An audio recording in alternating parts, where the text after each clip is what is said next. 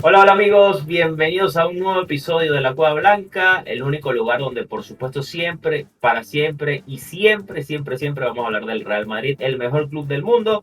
Hoy por supuesto lo que va a ser esa previa en el partido contra el Betis por la Liga este próximo fin de semana y por supuesto me acompaña como siempre y para siempre el señor Álvaro Goncalves. Alvarito, bienvenido, ¿no?, a este episodio de Cueva Blanca. Muchas gracias, Carlitos, y gracias a todas las personas que nos ven, nos escuchan o ambas cosas en cualquier parte del mundo. El Rincón de los Madridistas, la Cueva Blanca. Disculpen la voz, hoy tuve una jornada hermosísima con un intercolegial de esports y obviamente, bueno, me dejé la garganta ahí con los chamos de algunos colegios de Caracas. Pero bueno, hablar del Real Madrid y obviamente de esa sentencia de siempre y para siempre que dictó Carlos Vieira, pese a que su contrato matrimonial está firmado con la bella persona que le acompaña para el resto de su vida, su esposa, que debe ser un ser de luz lleno de infinita paciencia. Un saludo para ella también desde aquí y comenzamos, Carlitos, con algo que no solemos poner, y yo hoy lo puse honestamente porque lo he venido revisando en los últimos partidos y me llama mucho la atención. Es el resultado del juego de ida, ¿ok? Que quedó 2-0, tal como lo pueden ver ahora en pantalla, con dos goles de Mbappé, uno de penal y un gol al 67, 9 minutos antes. Esto fue el 1 de septiembre en el Santiago Bernabéu. Ahora bien, ¿por qué me llama la atención? Porque para esos inicios de liga y de temporada en general, no estamos viendo a un Mbappé acertado. Pero en los últimos partidos que hemos venido haciendo previa, siempre está Mbappé en el marcador. Sí, es que, a ver, lo hemos comentado en otros episodios también, y desde que arrancó este proyecto de Cueva Blanca, que Mbappé arrancó de manera dubitativa, no dejaba de estar presente en el marcador, o al menos incidía desde los goles, hasta que, bueno, llega ese punto de quiebra en el partido contra el Athletic de Bilbao, perdón, en San Mamés, y allí empieza la curva ascendente de Mbappé, que de nuevo quizás ha tenido una pequeña pausa, pero que no deja de ser, insisto, incidente dentro del el marcador y en lo que es la actuación general del equipo. Un Mbappé que no estuvo presente en el partido entre semanas por Copa del Rey contra la Real Sociedad, pero que bueno, sí va a estar presente para el partido de mañana contra el Betis, porque ya Ancelotti incluso lo dijo en rueda de prensa de una manera como siempre, que lo hemos hablado con cosas, que ya la muela, lo de la muela se resolvió, que no tiene la muela, pero que va a estar para el día de mañana. Y habrá que estar atentos, ¿no? Pero creería yo que Mbappé mañana, evidentemente, volverá a estar incidiendo, ¿no?, en el marcador, independientemente de la actuación que pueda tener o no en el partido contra el Betis. Aprovechando que hace poco fue tu cumpleaños, Carlitos, ¿cómo ha cambiado esto de ser madridista, ¿no? Que cuando comenzábamos veíamos un partido con la cara hinchada porque nos habíamos sacado una muela y ahora vemos a los jugadores del Madrid que se tienen que sacar una muela, ¿no? Ya somos Sí, más viejos que casi toda la plantilla del Madrid. sí, en promedio es verdad, imagínate, ¿no? O sea, hablando del partido contra la Real Sociedad, Hendrik, que fue el que marcó el gol de esa victoria, es un niño. Insólito. Estaba yo a esa edad tratando de pegarle al balón. No pegarle bien, tratando de pegarle al balón. Y esa estaba jugando era Nintendo, o sea, al videojuego. El Nintendo juega fútbol. No, no, imposible. Vamos a ver cómo han sido los últimos 5 partidos en el Benito Villamarín, que es el que vamos a visitar este fin de semana en una nueva jornada de liga. El anterior ante el Betis, ahí en el Benito Villamarín, el 9 de diciembre del 2023, 1-1. Gol de Bellingham, gol de Rubial, perdón, o lo dije bien, sí, de Ruibal. Ese partido no lo jugó Vinicius y tuvo a Lunin de titular. Previo a eso, el 5 de marzo del 2023, 0-0. El 28 de agosto del 2021, 0-1, con gol de Carvajal. El 26 de septiembre del 2020, 2-3, gol de Mandy y de William Carvalho para el Betis. Gol de Valverde, gol de Emerson en propia puerta. Y reaccionó el Real Madrid con ese gol de Emerson y terminó matando la partida Sergio Ramos de penal. Imagínate cómo estábamos para aquel momento, y hace cuánto fue, en términos de plantilla, no tanto de tiempo. Jovic fue titular en ese partido. Y el quinto, o el primero, según lo vean, el 9 de marzo de 2020, victoria del Betis en el Benito Villamarín, la última como local ante el Madrid, 2-1, gol de Sidney y de Carlos Telo, y Benzema ponía el gol para el Madrid de penal en la banca en ese partido. Estuvo James y también un tal Gareth Bale. Sí, ahí lo tenías, ¿no? De hecho, el balance del Madrid, como ya lo había manejado como visitante en el Benito Villamarín, son de 2 empates, 2 victorias y solo una derrota. Un balance, digamos, positivo, ¿no? Del equipo en cuanto al Betis, que si lo contrastamos también con los últimos resultados, sin importar si era local o visitante, el Madrid sigue también dominando en ese historial. Tiene 3 empates, 2 victorias en los últimos 5 partidos. Es decir, en los últimos 5 choques recientes, el Madrid está invicto ante el Betis. Lo cual es evidentemente un aliciente positivo para lo que va a ser este partido. Un Betis que de hecho viene con una racha, digamos, positiva porque ganó 3 de sus últimos 5 partidos disputados, recientemente disputados. Sigue en competencia, por ejemplo, en competiciones europeas como es en la Conference League. Y creo que bueno, es un equipo que evidentemente es un equipo que siempre pelea en la liga, que va a jugar Anthony. Recuerden que al final, de manera que Anthony, luego quizás Anthony. lo podremos conversar, ¿no? Le quitan la suspensión que tenía y va a poder jugar contra el Madrid. También va a ser otra vez un encuentro de Isco contra su ex equipo. Y hay un detalle, ¿no? Hay importante destacar, no va a estar Giovanni Lo Celso, creo, por lesión muscular, creo que al final se va a perder el partido y era uno de los jugadores importantes en el esquema de Manuel Pellegrini. De hecho, es uno de los goleadores del Betis en esta temporada con 7 goles, por lo que a ver, el Betis llega quizás ahí en una situación algo complicada desde lo que es a nivel de plantilla, pero por supuesto va a ser un partido complicado porque el Benito Villamarín siempre es un estadio que puja, que ruge también, no a nivel del Bernabéu, pero que también hace su trabajo y el Madrid va a tener un partido complicado. Sí es, además un partido con algo de morbo, porque no solamente es Isco, que además desde que fichó con el Betis lo está haciendo increíble. Creo que la ciudad era Sevilla, pero tenía que cambiar de equipo porque lamentablemente con el Sevilla no le fue nada bien. Con el Betis le ha ido impresionante, pese a ese tiempo inactivo que tuvo, a ese tramo dubitativo con el Sevilla también. Ha sido clave para Pellegrini. Pellegrini, que también estuvo en el Madrid. De hecho, tirando de memoria, ¿no? Porque no, se me vino ahora el dato a la cabeza, no lo busqué. Pellegrini no fue el técnico que lo hizo debutar con el Málaga, cuando aquel Isco demoledor que lo ficha el Madrid, precisamente para sentar a Özil. Es una gran pregunta, no tendría que tirar de memoria, pero no sé, lo que sí recuerdo es que en ese Málaga también estaba, si mal no recuerdo, estaba Salomón Rondón, por parte de, Sí, claro. Joaquín, de ese Tulalán. de ese Tulalán exactamente, Baptista también, la bestia, ¿no? Ex jugador del Real Madrid también. Un equipo competitivo, súper competitivo ese Euromálaga porque llegó a estar incluso casi nada, ¿no? Darle ese golpe y esa sorpresa al Borussia Dortmund en aquella Champions para meterse, si mal no recuerdo, en semifinales, ¿no? Y creo que iba a chocar contra el Madrid, que terminó, bueno, al final siendo el Dortmund, que llega a la final después y la pierde con el Bayern. Así es. No hay nada que San Google no solucione. Manuel Pellegrini, en efecto, era el entrenador de ese equipo. Los porteros, Willy Para que no Caballero. digan para que no digan que yo soy el único que tira de memoria, aquí el señor también Exacto. tiene, Es bueno, que, pero, bueno.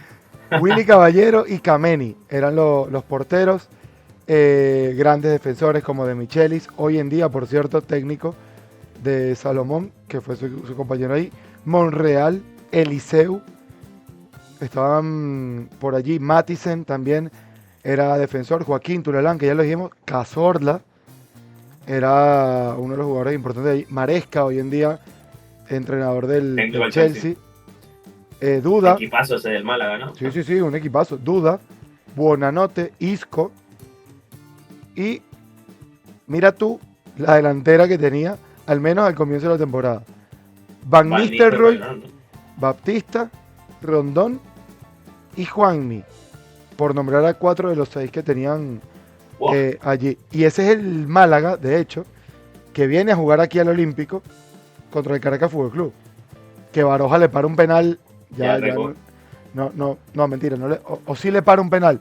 No recuerdo. Hay un penal que cobra Salo. No lo recuerdo. Y si no. A ver, creo que sí lo hizo Salo. Vamos a San Google otra vez porque no me voy a quedar con esta duda. Hay un penal, sí, que lo cobra Salo. Y ese partido lo jugó muy bien Salo. Por acá recuerdo que estaba Tulalam. Allí, mira, gol el minuto 13, Salomón Rondón. Wellington, el 2-0, Da Silva de penal empata y Da Silva descuenta y Lucas empata. Caracas Fútbol Club que en ese momento le podía empatar al Málaga en pretemporada. Creo que ahí dirigía Ceferino en cómo el Caracas o todavía estaba Chita, no recuerdo. Sí, por la época uno de los dos, fue 2012. Ahí sí me agarraste calentando. Pero ese Caracas era competidor, por supuesto. Caracas competía muy bien. Sí, claro. Claro que sí. Eduardo Zaragoza. Pero tiraste de memoria, ¿eh? Era Eduardo Zaragoza. Zaragoza. Así como tuvo ese ciclo del Caracas. Que además recuerdo, y lo recuerdo porque yo me compré una camisa de Caracas para ir a ese encuentro. Y esa camisa me la termina firmando Wilker Fariñez. Y. Ay, se me escapa ahora el nombre de los otros dos chicos. Me la firmaron 3 jugadores de la sub-20 que fue subcampeona del mundo. A los meses de eso. Wilker Fariñez entre ellos. Recuerdo, ¿no? Sí, señor. Esa camisa más nunca la usé, obviamente. Ahí está guindadita con la misma camisa del Málaga. Baroja en el arco. Da Silva en la defensa junto a Peraza. Franklin Lucena y Ruber Quijada por izquierda. El Paqui. Sí, señor. Oh. Peña, que asumo que era Ángelo Peña. Edgar Jiménez, Inestrosa, Rivero. Jugó Otero ese partido. Sebastián González, sustituido por Aristigueta. Y Febles, el nieto de aquel mítico jugador. Así que bueno, el Málaga, increíble como estábamos hablando del Betis y terminamos en el Olímpico. Volvamos al partido que tenemos este fin de semana. Y bien lo decías que al Madrid le ha ido bien en los últimos partidos contra el Betis. Y esto es lo que vamos a tener el día de mañana. No es la fecha, es 1 de marzo del 2025. Ahí, my bad. 1 de marzo del 2025, el día de mañana es la fecha del partido, 1:30, hora de Venezuela. Ahora sí, Carlitos, analizando un poquito el partido. Gran parte de la plantilla recuperada, lastimosamente la baja de Ceballos, que también le podía agregar algo de morbo a este encuentro, pero pues lamentablemente está de baja, que no lo habíamos comentado. En efecto serán 2 meses. Sí, 2 meses, una baja súper sensible, ¿no? Para el equipo tampoco va a estar Federico Valverde, que también lo dijo en rueda de prensa Ancelotti, no va a estar para mañana, pero sí va a estar para el Atlético de Madrid, así que tranquilo por ahí, a la tranquilidad al madridismo, que vamos a tener a Fede para ese derby por la Champions. Pero sí, ¿no? Yo creo que la lesión de Ceballos sí es un golpe que resiente un poco, ¿no? Al equipo, a la estructura, no solo desde el juego, desde el esquema, ¿no? Que ya había encontrado Ancelotti, sino también personalmente para el propio Ceballos, ¿no? Que creo que estaba atravesando quizás su mejor momento en su etapa como jugador del Real Madrid, y hablamos de un jugador que tiene muchos años ya en el equipo, y bueno, creo que por ahí ya evidentemente eso significa que todos los valores van a ir para Modric. Probablemente va a jugar mañana, evidentemente tendrá minutos también en el derbi contra el Atlético. Asumo que será el titular, a menos de que quiera reorganizar en defensa Ancelotti y darle pues entonces espacio para llevar a Valverde al centro del campo, que por ahí quizás tú eres mejor porque eres más fanático y genio de la táctica que yo, pero yo creo que por ahí va a ser el gran problema, ¿no? para Ancelotti. Pero evidentemente creo que en términos generales la baja de Ceballos sí es un duro golpe, porque serán 2 meses y cuando llegue quizás será ya para lo último en la temporada, dependiendo de lo que pueda estar el equipo en ese momento de competencia.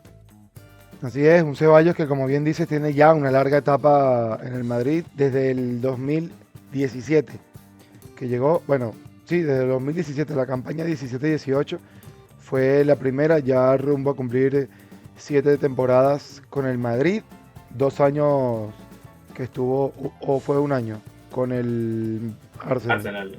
Fue 1 año, ¿no? Sí, o sí, 2. Una temporada, si mal no recuerdo. Sí, se fue en la 19-20 y volvió en la 20-21.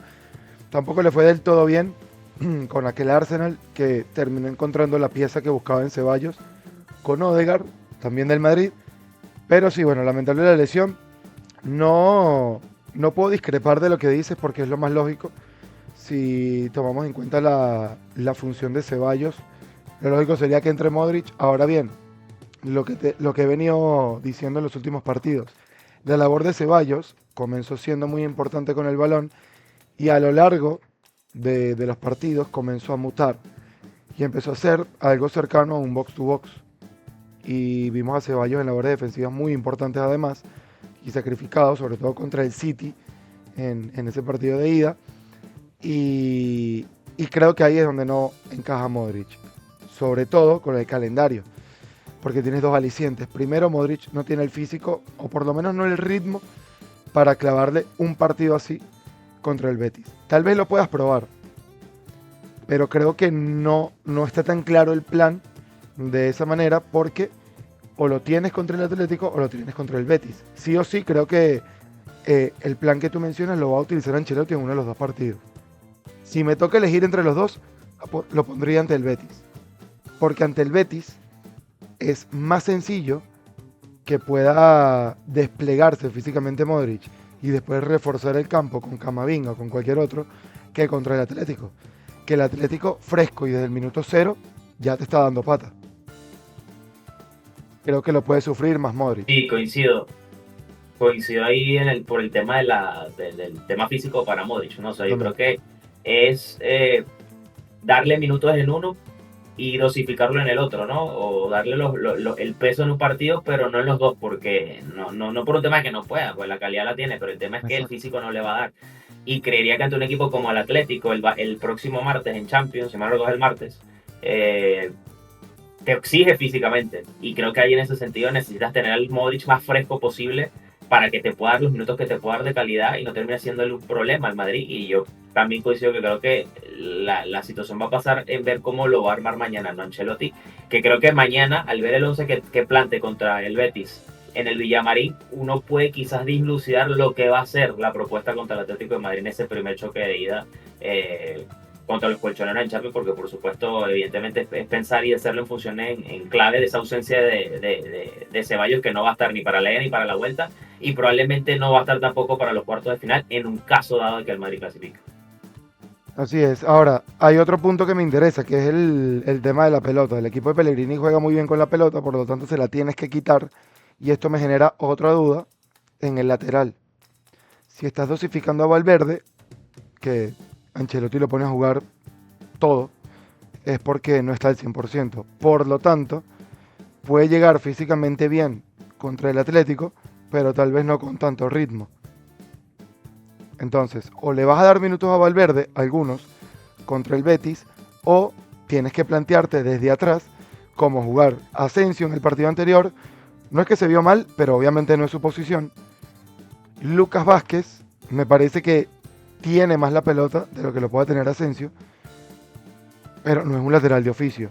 Y ante el buen toque y el buen manejo de pelota que tiene el Betis, tal vez no tienes unas balas a las cuales perseguir, que es donde puede sufrirlo más Lucas Vázquez, pero sí con pases y con juego reducido, el Betis te puede generar muchos problemas y aplicarte muchos 2 contra 1 en determinadas zonas del campo, y eso puede eliminar a Lucas Vázquez fácil, que sabemos que de oficio no es lateral, y más que una crítica es una realidad. O sea, Lucas Vázquez sacrificado, posiblemente el que más siente el escudo de toda esa plantilla por su trayectoria, pero hay determinados escenarios que lo ponen a sufrir. No veo tan claro cómo será la línea defensiva, por eso también me genera dudas en el medio campo, porque puede volver a tirar a Tchouaméni atrás con Rudiger. Sabemos que Alaba volvió bien, pero el partido del Betis 90 minutos son exigentes, así que no veo a Alaba titular 90 minutos. Que también podría entrar, y teniendo prevención en sustituirlo después por la salida de balón que te da Alaba. Pero entonces eso relegaría aún más a Asensio a la derecha y caemos en lo mismo. Defiendes bien, no sabemos qué tan bien puede retroceder Asensio, por lo tanto en situaciones de superioridad de efectivos en esa zona del campo podemos comprometer a Asensio, que vio una amarilla en el partido anterior y de hecho fue por eso que lo sustituye Ancelotti, además del ambiente hostil que había en Anoeta. Sí, bueno, de entrada, como lo había comentado al principio, Ancelotti comentó que no estaría disponible para mañana Valverde. Otra cosa es que de pronto pase, no estoy seguro la convocatoria si llegó a entrar, creo que ni siquiera estaba dentro de la convocatoria de Valverde, creería que no lo estaba. Eh, pero suponiendo que haya viajado a Sevilla, no lo podría descartar que pueda tener algunos minutos al final por un tema de ritmo, ¿no? Que bien lo marcas. Ahora bien, quizás la duda va a pasar, insisto, es por cómo va a plantear mañana defensivamente el equipo, porque yo creería que para el partido contra el Atlético será Valverde lateral derecho. No creo que quiera arriesgar con Lucas Vázquez allí, por lo que creo que mañana Lucas será el lateral y la pareja de centrales va a estar entre Rudiger y Asensio, y me da dudas es el lateral izquierdo, porque viendo el nivel que está teniendo Anthony desde que llegó al Betis, que está teniendo un muy buen nivel, está haciendo todo lo contrario a lo que ha sido en el Manchester, que bien rescato una cosa que decías de él, creo que fue en el episodio anterior, no está siendo el del Ajax, pero tampoco está siendo el del Manchester United. O sea, está siendo un muy buen jugador, pero no, evidentemente ese Anthony que la descostó totalmente en el Fulham y por eso llega por esa cantidad absurda de dinero a la Premier League. Pero va a ser un jugador que va a atacar mucho por ese costado y dependiendo de eso, me gustaría ver qué quiere proponer allí Ancelotti, porque Fran García lo hizo muy bien contra la Real Sociedad, secó en buena parte del partido a Cubo, pero sabemos que Antonio es un jugador que tiene más chispa, es más de desborde, tiene quizás un poco más de habilidad regate que el propio japonés, que es otro jugador que tiene muy buena capacidad con el balón. Pero me gustaría ver cómo va a contener el Madrid por allí esos ataques del Betis, porque seguramente Anthony va a tener mucha actividad por su costado derecho, el costado izquierdo del equipo, y allí es donde me gustaría ver qué es lo que va a plantear Ancelotti. Recordemos que Bellingham no va a estar tampoco mañana. Esa es la duda que tengo yo con el tema del centro del campo, ¿no? ¿Cómo va a parar? Que seguramente va a estar Camavinga Tchouaméni porque sí. Y la duda será si es Modric o se puede tirar también una sorpresa, ¿no? Güler jugó contra todo pronóstico contra la Real Sociedad, probablemente tenga minutos mañana. Y arriba, evidentemente, jugará Mbappé sí o sí, y creo que no va a haber mucho invento, ¿no? Con los tres de arriba, creo que van a salir los tres, Rodrigo, Mbappé y Vini, para tratar de asegurar el partido lo más rápido posible, y a partir de ahí veremos si Ancelotti dosifica el equipo, y si va a tener minutos Hendrik, que creo que después de lo que hizo contra la Real Sociedad, debería jugar por lo menos mañana también un rato. Bueno, si eso es lo que crees, que yo también lo creo, entonces no va a tener minutos. O Sí, sea, a las pruebas me remito. listo, no juega. Listo, Listo, ese es el análisis. apague todo. No va a Sí. jugar. Bueno, ya tomando en serio el tema, sí me parece, sí me parece que debería tener minutos. Obviamente, este chico lo está haciendo muy bien. Es además, es como, es como revivir un poco, con menos ruido mediático, aquel, a ver cómo lo digo, aquel génesis, ¿no? Del Vinicius madridista, del Vinicius que llegaba de Brasil, porque eran muy pocas oportunidades, eran, pero bajísimas las oportunidades, y no tenía gol, no tenía nada de lucidez, pero aún así era un jugador que, bueno, te podía destrozar absolutamente todo y te podía armar un lío facilísimo. Claro está, tuvo la suerte Vinicius, suerte entre comillas, de que llegó Solari y Solari dijo, bueno, mira, la temporada ya no da para mucho, así que vamos a tirar con lo que tenemos, vamos a jugar con lo que hay, vamos a darle chance a los más jóvenes, Marcelo a la banca, por Miguel Gutiérrez en ese momento, no, por Reguilón, y también, no recuerdo quién terminó setado, no sé si fue Gareth Bale, el que terminó sacrificado para aquel momento, para que Vinicius fuese titular de todo hasta que se lesionó en Champions. Y con Hendrik pasa exactamente igual, con la pequeña gran diferencia de que Hendrik tiene gol. Hendrik, además del destrozo, tiene gol. Entonces, puede ser el inicio de algo interesante, esperemos que sea así, pero obviamente hablando en función al historial que nos ha dejado Ancelotti, pues yo lo veo extremadamente difícil y más que una crítica es una realidad. O sea, ya esto no es un tema de ni siquiera de analizar es que está bien, es que está mal. No, es que es lo que es. O sea, aquí de verdad que hay poco análisis sobre el tema y bueno, poco más se puede decir. Pequeño lapsus, el que tuve con Valverde, tenías toda la razón. Voy a poner por acá la convocatoria. Courtois, Luni, Fran, Alaba, Lucas Vázquez, Fran García, Rudiger, Mendy, Asensio. En la central, o bueno, en la línea defensiva, Camavinga, Modric, Tchouaméni, Arda Güler, Chema, Andrés, Vinicius Junior, Mbappé, Rodrigo, Endrick, Brahim. Así que si Valverde tiene minutos, como les dije, pierde el partido del Madrid por alineación indebida y en vez de Valverde sería Cherisev el apellido. Disculpen ahí el lapsus que tuve. Por eso fui a buscar la convocatoria, porque lo dijiste y me hizo clic al momento. No, me vino el nombre de Cherisev, también conocido en redes sociales como Chef, ¿no? Por aquella increíble Benítez, ¿no? Eso fue en la época, en el siglo Benítez, ¿no? Bueno. Cómo se quiso, se desvivió él solo, ¿no? En el Madrid, más allá de ese clásico y la goleada, pero con lo del tema de la Copa del Rey, insólito, ¿no? Pero te voy a decir algo. De hemeroteca con eso. Te voy a decir una cosa. No, o sea, Benítez tiene muchos clavos en la urna y no le voy a quitar ninguno, pero creo que ese no es suyo, o no solo suyo. Los equipos de fútbol actualmente... Claro, porque es que tú tienes un cuerpo técnico muy grande. Es imposible, primero, que lo recuerdes absolutamente todo. Segundo, además de 23 jugadores, más todo lo que vas viendo de las inferiores. Segundo, ¿cómo es posible que a todo tu cuerpo técnico se le pase que Cherisev está suspendido? O sea, hay muchos clavos en esa urna, pero ese... Mira, yo creo que ese lo pusieron, pero no hay que martillarlo. Yo creo que ese no va directamente a él, pero sí a la gestión general, no solo de él, sino de su cuerpo técnico. Claro. ¿No? O sea, de pronto él como técnico puede tener ese pequeño lapsus mental, como nos acaba de pasar ahorita en el programa. Como técnico, por supuesto, también lo puede tener. Pero que tú tengas compañeros que no, de tu cuerpo de trabajo, que no te lo recuerden, ahí está el tema, que fue lo que acaba de pasar ahorita. Entonces, tal cual, exactamente. Entonces sí, evidentemente, por supuesto que tiene demasiados errores, quizás ese fue el menos peor de sus errores, pero igual no es insólito para una dinámica como la del Real Madrid, que no puede pasar ese tipo de situaciones. Pero bueno, el tema está en que, que vas a decir algo, dilo. Sí, que quede constancia. Carlos Vieira acaba de decir de manera indirecta que el equipo de Cueva Blanca es mejor que Rafa Benítez y su cuerpo técnico. Lo acaba de decir de manera indirecta. Que Chelo tiene este video por si acaso, y si quiere contratar a los asistentes que estén con David, por favor, Píchame. Estamos disponibles.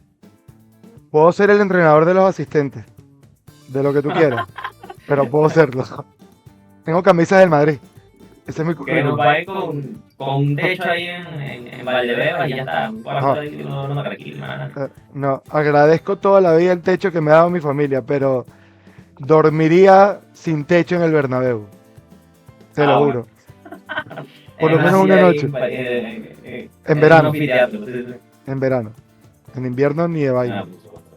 Vamos a cerrar el programa con algo que tiene que ver de manera indirecta con el Madrid. Lo hablamos en estos días, aquel episodio en el que Mourinho recordó sus años mozos y volvió a tirar del verbo para meterse en problemas de aquellos, ¿no?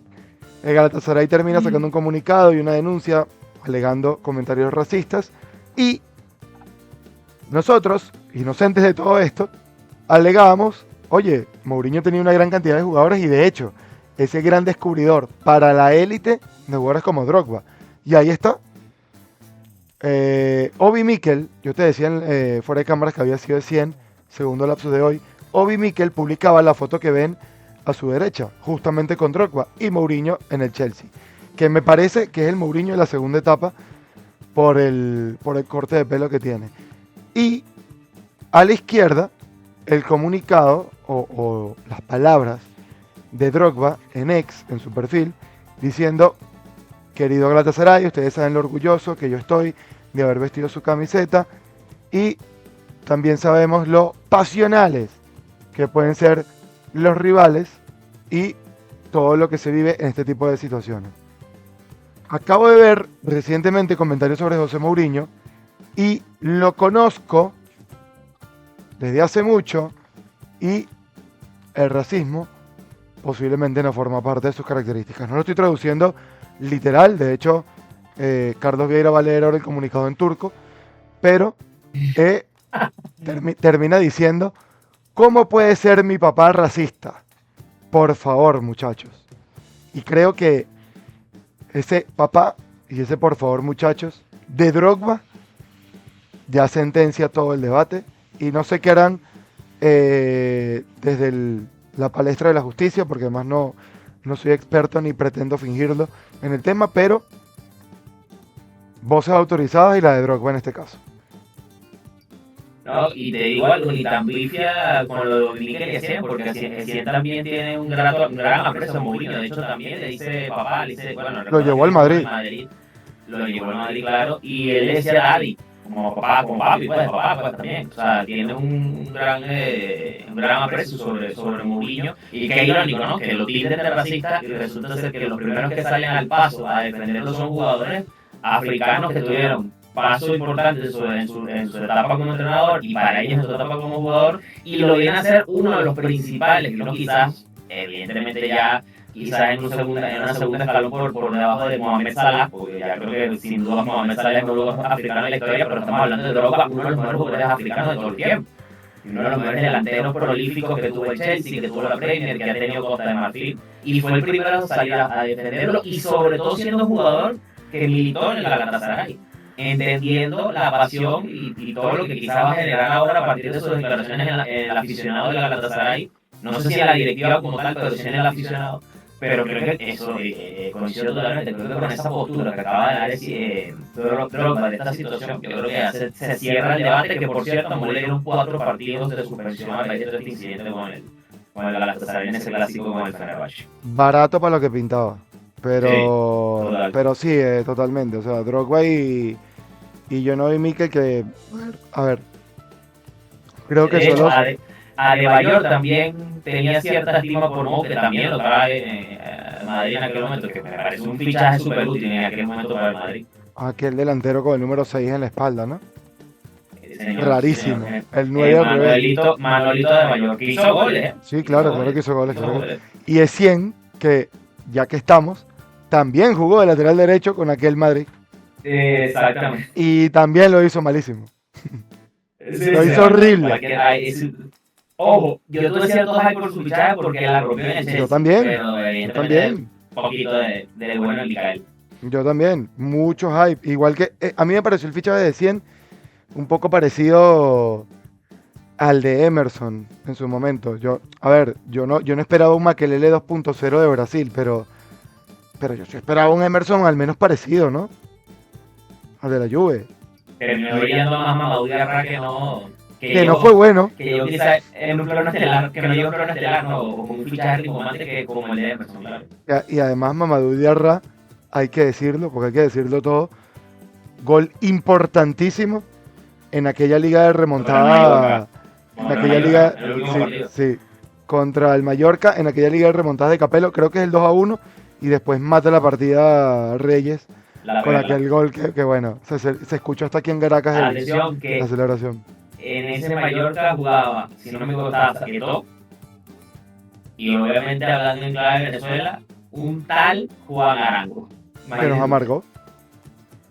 Eso sí iba a decir, yo creo que de los vinotintos, Arango ha sido el que más nos ha vacunado en unas cuantas ocasiones, y con goles de factura increíble, ¿no? A eso iba. Los goles que hacía el bueno de Juan. Así que, en estos días, si ves este episodio, te amamos, amigo. Te amamos, eres nuestro ídolo vinotinto. En estos días se celebraba aniversario de eso, porque el Mallorca lo publicó. Y esa anécdota me la manda por WhatsApp Pablo Marín, el que comentó en uno de los videos que te decía que te quitaras la camiseta. Y recuerdo que al día siguiente, yo jugaba con Pablo todos los fines de semana, y recuerdo que cuando hablábamos de ese gol, él trataba de burlarse de mí, primero por el golazo, porque dejó como una mopa a Casillas y como una mopa, no solo en plan despectivo, sino por la lluvia que había. O sea, lo dejó empapado en el piso. Segundo, el tema de la lluvia y lo épico del gol. Y tercero, que ese fue uno de los clavos más importantes que recibió la urna de aquellos galácticos. Yo recuerdo que 2 a llegaba 1. incluso a comentar que a mí me parecía que Arango, al nivel que estaba en ese momento, incluso podía encajar mucho más como lo hizo en ese momento Robinho en el Madrid. Lo que pasa es que evidentemente uno era venezolano, otro era brasileño, y ahí hay un tema de pasaporte que pesa, pero un fichaje de Arango por el Madrid un par de años no había sido una locura. Y me acuerdo que cuando yo lo dije, estaba más chamo, obviamente, me dijeron que estaba loco. Y yo, bueno, ok, pero... Es que a mí ese gol O sea, me dolió y me gustó al mismo tiempo. ojo, Porque feliz por y no Arango pego de marcándole el Madrid. sí, sí, claro. Yo no pego de nacionalista en esto, sino que me parece que Arango se había adaptado muy bien a la dinámica de la Liga Española. Era un gol importante en el Mallorca y ya conocía el torneo, ya conocía la liga. O sea, creo que podía ser un fichaje tipo, hablando de la distancia, pero que entienda mi ejemplo, lo que fue José Lu la temporada pasada, un goleador ya que conoce la liga y que llegó a hacer eso, a ser goleador y le sirvió al Madrid. Sí, pero Entonces creo que por ahí... creo que Arango no estaba para eso. O sea, no porque no pero lo no fue pudiera. goleador, pero digo, que No, no, no, no, podía no, no, no, no, aportar no, al equipo. no, a ver, no hablo del rol específico. Digo que el perfil de Arango no Ah, por estaba supuesto, claro. para ocupar un papel secundario, importante, pero secundario en un equipo grande. Que posiblemente, y siempre me quedaré con ese what if, no era el Gladbach, sino un equipo mejor. También lo pienso. Porque yo recuerdo que para ese momento estaba, si no estaba terminando de construirse, ya estaba disfrutando los primeros beneficios de aquel Sevilla multicampeón de Europa en Europa League. Y sonó para el Sevilla en aquel momento. Recuerdo también el Liverpool se metió entre los rumores. Recuerdo incluso un Día de los Inocentes, el diario Meridiano publicando en primera plana el fichaje de Arango por el Real Madrid, que aquel momento en el que la prensa todavía existía y era importante, sobre todo la deportiva en Venezuela, o bueno, no que existía, que era mucho más importante en papel de lo que es ahora, y todavía estas bromas del Día de los Inocentes a uno lo agarraron desprevenido. Pero sí, mira, fíjate, creo que al margen del perfil madridista, claro, que tenemos en el canal, sería un buen debate ese del pasaporte venezolano, porque creo que da para un buen video y creo que todavía existe, pero no tanto como, y cuando digo no tanto, creo que ya no pesa tanto como en aquel entonces. Creo que ya es más un tema, creo que ahora el peso está más en el jugador que en el pasaporte. Pero sería interesante traer ese debate en algún momento.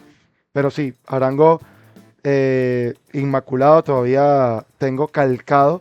O sea, si uno pudiera tatuarse un video, te aseguro que uno de los tatuajes que me haría sería el gol a la Real Sociedad de espaldas. Que, Oh, ese golazo total. amigo, Ese fue pero fue un golazo. O sea, porque además la sí, meten en el otro poste, es una locura de gol. Un gol antifísica totalmente. Y lo que hablamos en estos días, que jugadores como Royce lo recuerdan muchísimo. Y hasta una estatua, ¿no? Tiene ahí en Alemania. O me lo sí, estoy señor. inventando. No, creo que sí la tiene y es considerado un jugador ilustre dentro de la historia del Borussia Mönchengladbach. Está muy respetado ahora, muy estimado en la afición y en la institución como tal. Un jugador histórico, creería yo incluso a ese nivel. Y por supuesto, hablando de lo que para mí es el mejor jugador de la historia de la Vinotinto y de Venezuela, hemos llegado al final de este gran episodio de Cueva Blanca, que arrancamos hablando del Madrid, por supuesto, como siempre, pero cerramos hablando de lo que también nos duele y queremos mucho, que es nuestra querida Vinotinto. La invitación para mañana, 1:30 de la tarde, en el Benito Villamarín, Real Madrid Betis, Betis Real Madrid, esperando que el equipo saque los 3 puntos, ya pensando también en lo que será ese partido de ida contra el Atlético de Madrid. Alvarito, un gustazo como siempre estar contigo. Bye bye chicos, pásenla bien, disfruten, denle like, suscribirse, comenten, pregunten lo que ustedes quieran. Seguimos teniendo pendiente y viene pronto ese capítulo con la recopilación de comentarios y obviamente el análisis de lo que fue ese partido. Cuídense mucho, ¡mua! Besazo para todos, feliz fin de semana. Bye bye.